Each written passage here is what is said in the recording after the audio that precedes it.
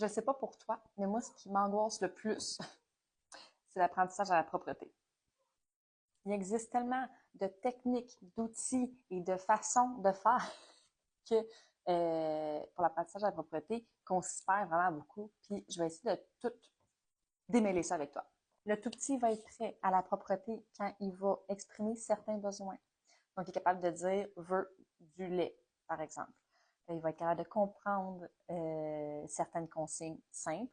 Il va porter la pomme à maman. Il va être capable de prendre la pomme, elle la porte à maman. Il va être capable de se déshabiller et ou s'habiller en partie seul.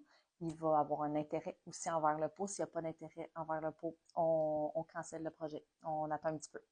Et il va être capable de rester sec durant quelques heures aussi. Donc, souvent l'heure de la sieste, un petit peu avant et ou un petit peu après. Ça va être déjà un très bon indicateur. Il va aussi être capable de nommer pipi, caca, il va sentir un inconfort dans sa couche et est capable de le dire à maman, papa, l'adulte, pipi, couche, caca, etc. Ensuite, la technique utilisée. Il y a tellement de techniques différentes. Ce qu'il faut retenir, peu importe la technique qu'on utilise, parce que ça reste un choix parental, c'est aussi du essai-erreur. Une technique va fonctionner avec un enfant, ne fonctionnera pas du tout avec un autre enfant. On peut passer au travers toutes les techniques qu'on entend, c'est correct, on revient à une. Rendu là, c'est vraiment du cas par cas. Par contre, peu importe la technique utilisée, l'important, c'est d'y aller au rythme de l'enfant. On ne le force pas à aller sur le pot s'il n'y en a pas envie. Il y en a qui vont dire des fois, ouais, mais il est rendu à 2 ans et demi puis il n'est pas propre encore. C'est pas grave. On n'est pas encore inquiet. Autour de la majorité, en fait, la moyenne d'âge pour la propreté, c'est 3 ans en moyenne. Donc, il y en a que ça dépasse un peu, il y en a que c'est avant. Puis c'est on s'inquiète pas. Rendu à 3 ans, là, on peut commencer à mettre pas mettre de la pression, mais vraiment plus acheter plus de livres, en parler un petit peu plus souvent.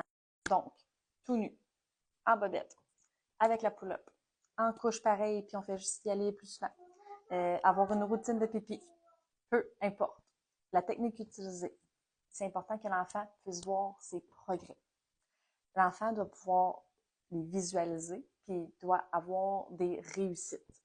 Donc oui, une fois que l'enfant va sur le pot puis qu'il réussit de faire pipi, caca, limite, ou même juste rester assis assez longtemps. Il y en a que le problème il est vraiment à la base, rester assis assez longtemps.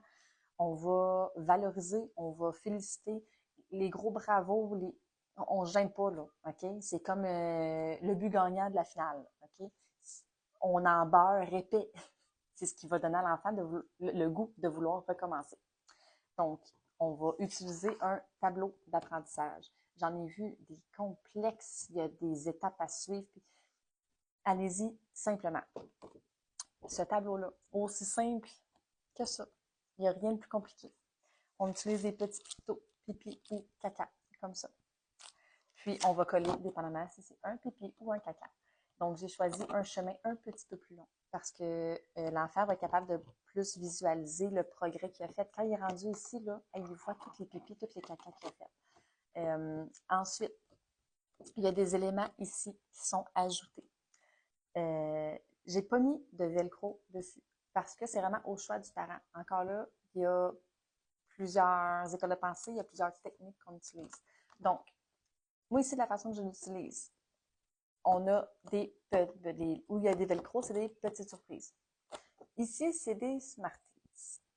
On ne devrait pas aller vers des bonbons, des cochonneries pour garder une relation saine avec l'alimentation, qui est un autre sujet. Mais j'ai essayé plein de choses, puis c'est vraiment juste ça qui fonctionne. Donc, à un moment donné, on reste aussi dans les réalités. Et où il y a les éléments, ici, là, c'est le bac à surprise. Donc, c'est vraiment des plus grosses surprises. C'est des jouets. Il y a des figurines dedans. Il y a des feuilles de collants, des feuilles de tatou. C'est vraiment des plus grosses surprises. Il y en a des parents qui vont préférer garder juste des petites surprises à chaque fois, puis c'est correct. C'est pour ça qu'il n'y a pas de velcro sur les éléments, mais aussi pour que les beaux éléments restent visibles, parce qu'ils vont fitter avec le thème.